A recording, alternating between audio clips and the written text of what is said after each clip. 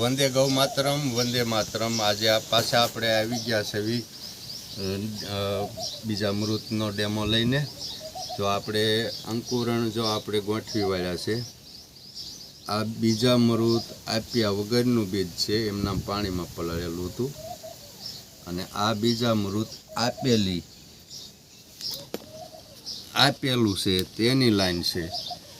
તો હવે આપણે આ ભીનો કોથળો કરેલો છે, હવે આપણે આને વાળી દઈશું સરખી રીતે।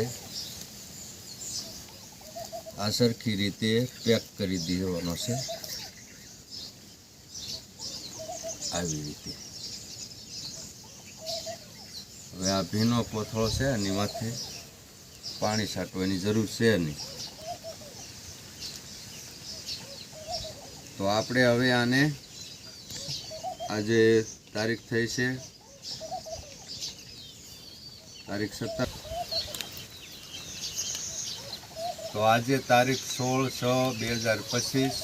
તો આપણે આ ડેમો બીજા મૃતનો તૈયાર થઈ ગયો છે, હાંજ પડવા આવી છે। હવે આપણે 24 કલાક માટે આને મૂકી દેવાનું છે પેક કરીને।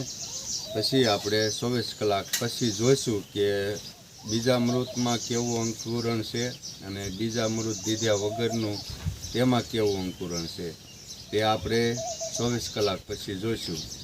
તો રાખી મૂકી દેવી છે આપણે અહીંયા। તો જય ગૌ માતા, વંદે માતરમ। મિત્રો, આપણે આવી ગયા છે બીજા મૃતનો ડેમોનો રિઝલ્ટ જોવા માટે। તો આપણે આગળના દિવસે આપણે બીજા મૃતમાં 8 કલાક આપણે બિયારણ ડુબાડીને રાખ્યું હતું, 5 વાગ્યા પછી આપણે કોથળામાં મૂક્યું હતું। તો આજે આપણે 24 કલાક થઈ ગઈ છે। આજે તારીખ 17/6/2025 સાંજનો ટાઈમ થઈ ગયો છે, એટલે આપણે 24 કલાક ઉપર ટોટલ 36 કલાક થઈ ગઈ છે। તો હવે આપણે જોવાનું છે કે અંકુરણનું કેવું પરિણામ છે। તો આપણે કોથળો લઈ આવ્યા છીએ, હવે આપણે ખોલીને જોવાનું છે આમાં કે કેવું અંકુરણનું રિઝલ્ટ છે। વાહ, જુઓ, જો આપણે ચીઠીઓ પણ મૂકેલી હતી તે પણ એમનામ છે। જો આ બીજા મૃત આપ્યા વગરનું છે, અને આ બાજુ જો બીજા મૃત આપેલ। તો મિત્રો જુઓ, તેનું આપણે અંકુરણ જુઓ કેટલી તાકાતથી ઉગેલું છે, અને એમાં શું કે પોષક તત્વો ઉગતા જ મળી જાય છે, એટલે એનો વિકાસ જુઓ। તો આમાં આપણે બીજા મૃત નથી આપેલું, ખાલી આપણે લાઈન કરી હતી બિયારણની, અને આપણે આ બીજા મૃતમાં ડૂબાડેલું હતું, આ તેની લાઈન કરેલી હતી। તો જુઓ આનું પરિણામ।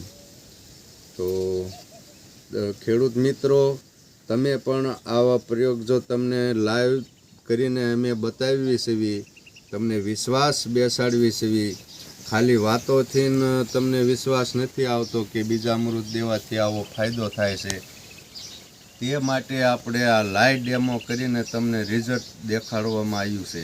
તો આનું તમારી નજરે લાઈવ તમને રિઝલ્ટ પરિણામ જોવા મળે છે। તો દરેક ખેડૂત મિત્રોને નમ્ર વિનંતી કે બીજા મૃત આપ્યા સિવાય તમારે કોઈ પણ બીજ વાવવાનું નથી, તેનું પરિણામ તમને નજરે દેખાય છે।